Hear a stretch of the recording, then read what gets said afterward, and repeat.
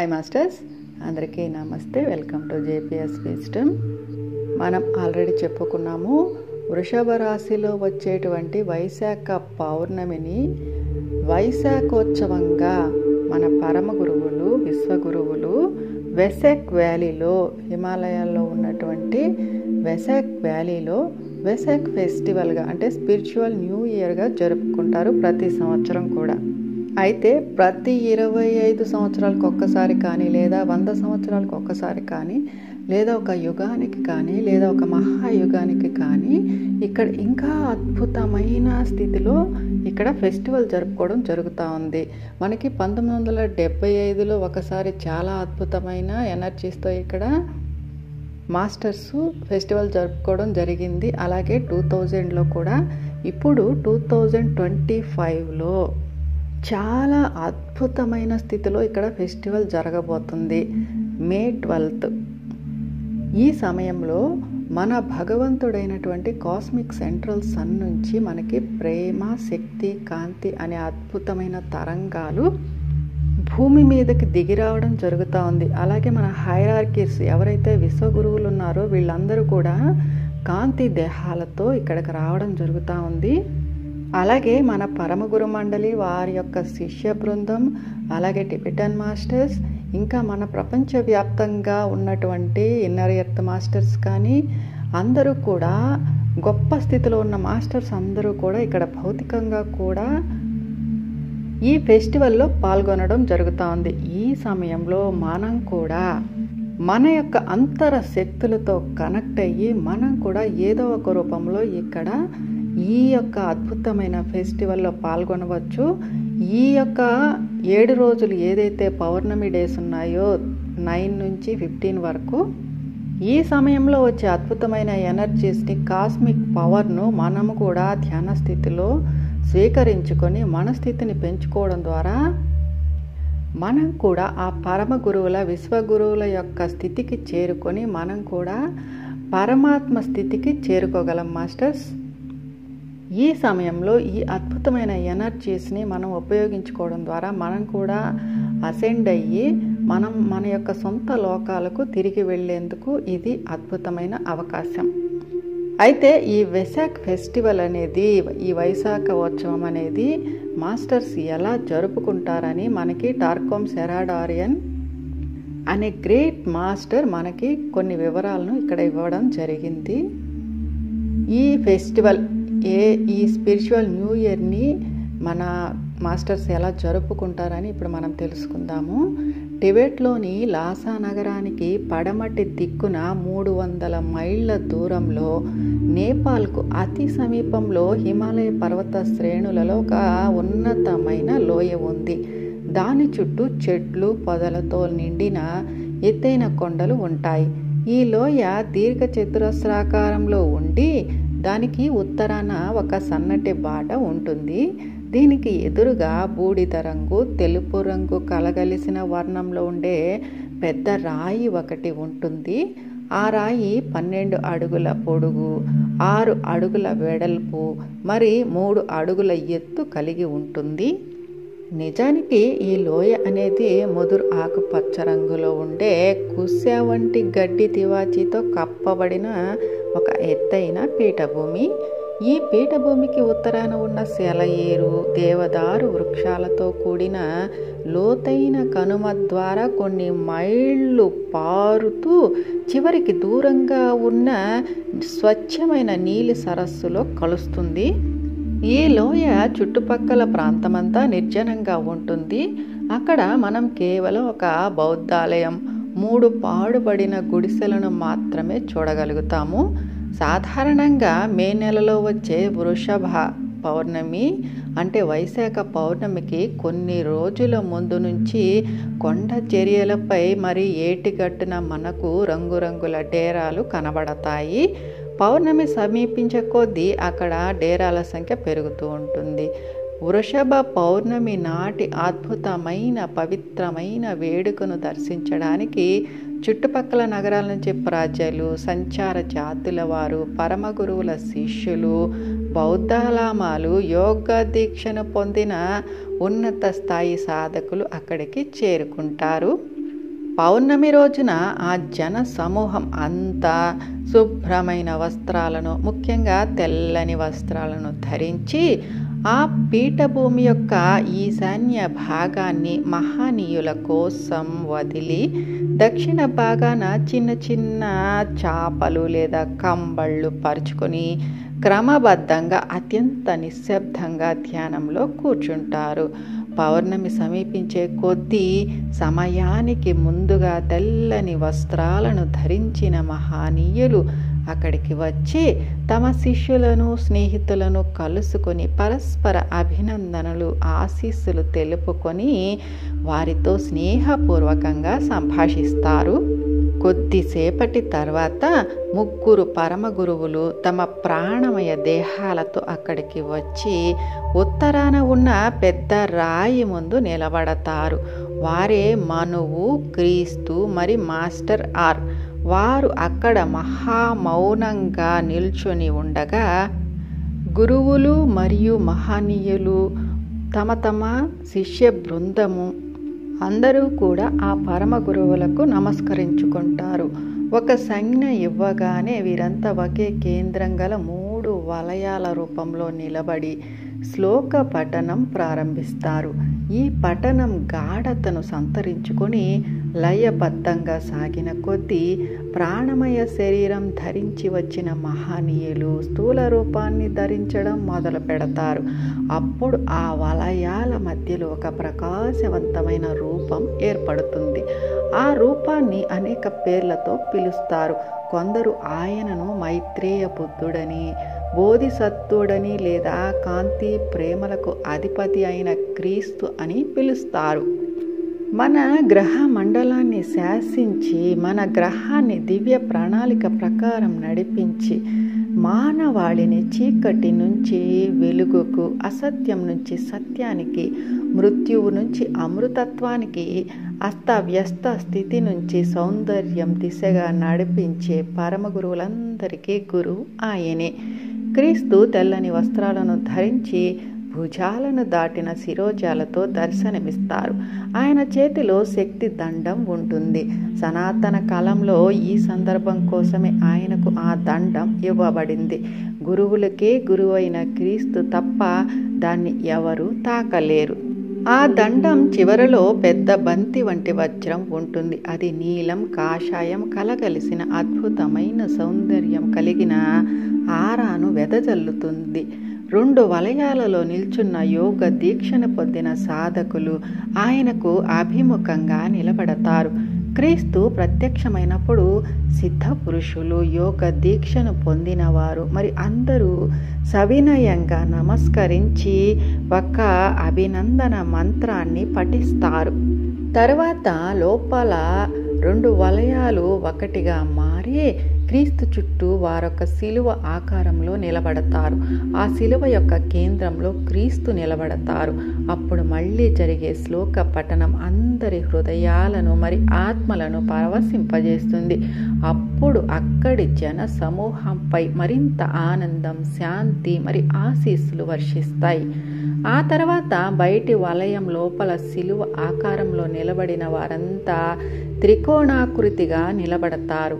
క్రీస్తు ఆ త్రికోణపు అగ్రభాగంలో నిలబడతారు. ఆయన అక్కడ ఉన్న రాయి దగ్గర నిలబడి తన దండాన్ని దానిపై పెడతారు. ఆ రాతిపై బంగారు నగిశీలు గల ఒక స్ఫటిక పాత్రను చూడవచ్చు. ఆ రాయి మొత్తం తామర పూల మాలలతో కప్పబడి ఉంటుంది. అవి రాతి యొక్క మూలల్లో క్రిందికి వేలాడుతుంటాయి. తర్వాత ఆ త్రికోణపు 3 వైపుల నుంచి 3 వలయాలు మొదలై ఆ త్రికోణపు కేంద్ర బిందువు వద్ద కలుసుకుంటాయి. ఆ బిందువు దగ్గర క్రీస్తువు నిలబడి ఉంటారు. తర్వాత వారంతా 6 కోణాలు గల నక్షత్రం రూపంలో, ఆ తర్వాత 5 కోణాలు గల నక్షత్రం రూపంలో నిలబడతారు.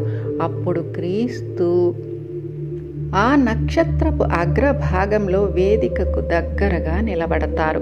ఆయనకు కుడివైపున మనువు, ఎడమ వైపున నాగరికతకు అధిపతి అయిన మాస్టర్ ఆర్, మధ్యలో ఒక మహనీయుడు, మిగతా 2 వైపులా 2 పరమ గురువులు నిలబడతారు. ఆ సమయంలో జరిగే శ్లోక పఠనం అక్కడి జన సమూహంలో గొప్ప గొప్ప ఉత్కంఠతను సృష్టిస్తుంది. అప్పుడు క్రీస్తు తమ దండాన్ని పైకెత్తి పట్టుకొని, అంతా సిద్ధంగా ఉంది ప్రభు, దయచేయండి అంటూ ఆహ్వానం పలుకుతారు. ఆ తర్వాత ఆయన దండాన్ని తిరిగి ఆ రాతిపై ఉంచుతారు. అప్పుడు అక్కడున్న వారందరి దృష్టి ఆ రాతిపైకి మరలుతుంది. సరిగ్గా పౌర్ణమి ముహూర్తానికి నీలాకాశంలో బ్రహ్మాండమైన వెలుగు రూపంలో బుద్ధ భగవానుడు అక్కడికి వస్తారు. ఆయన స్వచ్ఛమైన పసుపు రంగు వస్త్రాలను ధరించి పద్మాసనంలో కూర్చుని అద్భుతమైన కాంతితో, సౌందర్యంతో ప్రకాశిస్తూ ఆశీర్వాద సూచకంగా తన కుడి చేతిని పైకెత్తి దర్శనమిస్తారు. ఆయన అక్కడున్న రాతి పై భాగాన్ని చేరినప్పుడు అక్కడ ఉన్న 3 పరమ గురువులు గ్రేట్ ఇన్వొకేషన్ అనే ప్రార్థనను పఠిస్తారు. మిగిలిన వారంతా బుద్ధ భగవానుని సాష్టాంగ నమస్కారం చేస్తారు. గ్రేట్ ఇన్వొకేషన్ అనే ప్రార్థన బ్రహ్మాండమైన శక్తి తరంగాన్ని సృష్టిస్తుంది.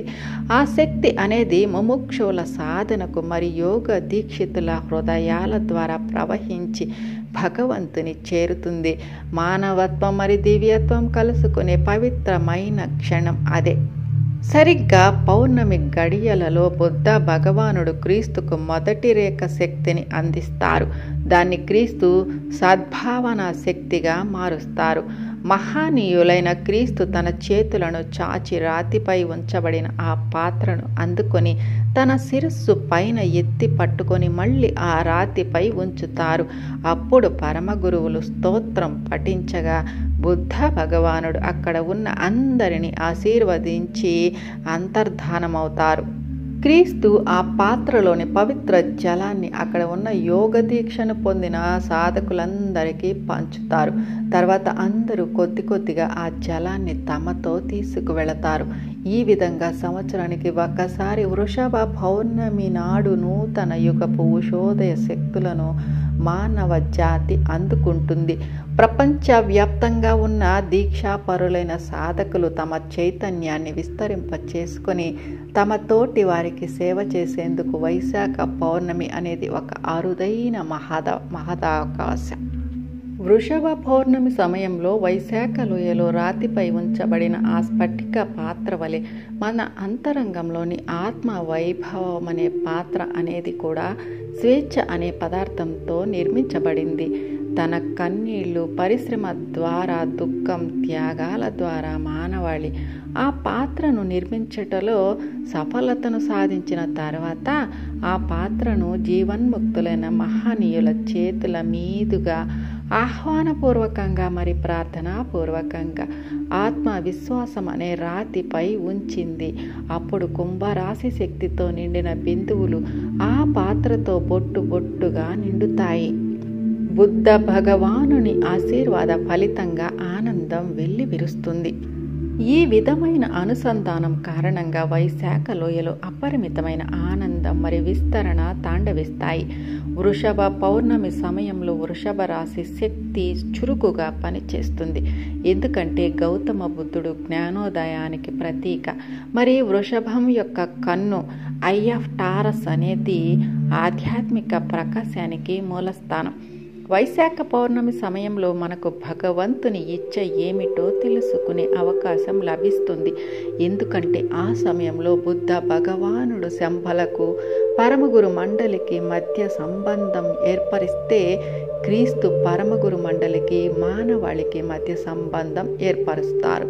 ఈ శక్తులన్నీ జీవజలాన్ని పంచి ప్రేమకు సజీవ రూపంగా నిలిచిన క్రీస్తులో కేంద్రీకృతమవుతాయి. వైశాఖ పౌర్ణమి నాడు 3 ప్రబలమైన ప్రభావాలు విడుదల చేయబడతాయి. అవి 1 స్వేచ్ఛాశక్తి, 2 ప్రేమ జ్ఞానాల శక్తి అయిన జ్ఞానోదయాన్ని కలిగించే శక్తి, 3 దివ్య ప్రణాళిక మరి దివ్య సంకల్పాల రూపంలో వ్యక్తమవుతున్న భగవంతుని ఇచ్చ అనే శక్తి. స్వేచ్ఛాశక్తి అనేది సిరియస్ నక్షత్రం నుంచి జ్ఞానోదయాన్ని కలిగించే శక్తి అనేది వృషభ రాశి నుంచి ప్రసారం అవుతుంది. ఇచ్ఛాశక్తి అనేది సప్త సప్తర్షి మండలం లేదా గ్రేట్ బేర్ నుంచి ప్రసారమై ప్లైడిస్ నక్షత్రం ద్వారా ప్రవహించి మన సౌర కుటుంబంలోకి ప్రవేశించి మన గ్రహ చేతనత్వం యొక్క శిరః కేంద్రం ద్వారా యోగ దీక్షను పొందిన సారథులను, పరమ గురువుల శిష్యులను, సమస్త మానవాళిని చేరుకుంటుంది. కనుక ప్రతి వైశాఖ పౌర్ణమి నాడు కాంతి, ఇచ్ఛ మరి స్వేచ్ఛా శక్తులు అనేవి మన గ్రహపు పరిధులను వెల్లువలా ముంచెత్తి గొప్ప యోగ దీక్షలను పొందిన వారిని మరి సాధకులను ఉత్తేజపరుస్తాయి. మనలో అనాదిగా పేరుకుపోయిన మూఢ నమ్మకాలను, పగ, ప్రతీకారాలు, భ్రమలు, భ్రాంతులు, అజ్ఞానాన్ని, గర్వం, లోభం, అహంకారాలనే కారు మేఘాలను తరిమి వేయగలిగినప్పుడు బందీగా ఉన్న మన ఆత్మకు విముక్తి లభిస్తుంది. అప్పుడు మనమందరం నిరంతరం వికాసాన్ని పొందుతున్న సూర్యుళ్ళమని, ఏదో ఒక రోజున ఆ కిరణాలు మరో గ్రహానికి, మరో సౌర కుటుంబానికి జీవం పోస్తాయి అనే దివ్యానుభూతి కలుగుతుంది. మన గ్రహంలోకి ప్రవేశిస్తున్న ఈ శక్తుల ఒత్తిడి వలన జడమైపోయిన నియమ నిబంధనలు, ధర్మాలు, భౌతిక వాదంతో అహంకార భూయిష్టంగా ఉన్న విద్యా విధానం, పాత బూజు పట్టిన ఆలోచన ధోరణులు, సిద్ధాంతాలు నశిస్తాయి. విజ్ఞాన శాస్త్రం సైతం తన పాతకాలపు భౌతికవాద దృక్పథాన్ని వదిలి ఇంద్రియాలకు అతీతమైన విశ్వ ధర్మాల మరి శక్తుల సామ్రాజ్యంలోకి ప్రవేశిస్తుంది. మన కళల్లోని అడ్డుగోడలు కూలిపోయి ఒక స్వచ్ఛమైన నవ్యమైన కళ ఆవిర్భవిస్తోంది. మన మతాలు, మూఢ నమ్మకాలు, పురాతన సిద్ధాంతాలు కూలిపోయి ఈపాటికే ఒక నూతన యుగ సిద్ధాంతపు స్ఫూర్తి అనేది నూతన యుగపు క్షితిజంపై దర్శనమిస్తోంది. మన ఆర్థిక వ్యవస్థ కూలిపోయి పరిణతి చెందిన మేధావుల మేధస్సులో ఒక నూతన ఆర్థిక వ్యవస్థ రూపుదిద్దుకుంటోంది. కనుక ఈ స్వేచ్ఛాశక్తి వలన మనుష్యులు తమను బానిసలుగా మార్చిన పశుప్రాయమైన కోరికలు మరి అంధకారమయమైన కాంక్షల నుంచి, యుగ యుగాల నుంచి తమను బంధించిన సంఖ్యల నుంచి మనుష్యులు విముక్తిని పొందుతున్నారు. అటువంటి పశుప్రాయమైన కోరికలను తీర్చుకోవడం కోసం మనం అనేక యుగాల తరబడి ఎందరినో బలి తీసుకున్నాం, ఎందరినో నరికి వేశాం, దొంగిలించడం వంటి పనులు చేశాం, నేరాలతో కూడిన చీకటి బ్రతుకులు బ్రతికాం. ఇతర ప్రపంచ వ్యాప్తంగా ఉన్న ప్రజలు ఈ సంఖ్యలను తెచ్చుకుంటున్నారు. అంతేకాదు, మనందరి విముక్తి పైన, సమైక్యత పైన, స్వేచ్ఛ పైనే సమస్త మానవాళి యొక్క ఉనికి ఆధారపడి ఉందనే సత్యాన్ని ప్రజలు తెలుసుకుంటున్నారు కూడా. ప్రతి మనిషిలోనూ హిమాలయాల పర్వతాలు ఉన్నాయి, వైశాఖ లోయ ఉంది, మరి రాతిపై ఉంచబడిన ఆ స్ఫటిక పాత్ర కూడా ఉంది. ఆధ్యాత్మిక సత్యం అనే రాతిపై నిలబడి ప్రేమ, కాంతి, త్యాగాలతో నిండిన మన హృదయం అనే పాత్రను పైకెత్తి స్వేచ్ఛ, ఆనందం, ప్రకాశాలను తెచ్చే శక్తులను అందుకొని ప్రగతిని పొందుదాం. సమస్త మానవాళిని తమ వైభవోపేతమైన భవిష్యత్తు దిశగా స్వేచ్ఛగా నడిపిద్దాం. ధ్యానమిత్రులకు, దివ్యాత్మ స్వరూపులకు, పరమ గురువులకు, విశ్వగురువులకు, సృష్టికర్తకు నా హృదయపూర్వక కృతజ్ఞతలు, ధన్యవాదాలు. Thank you so much masters.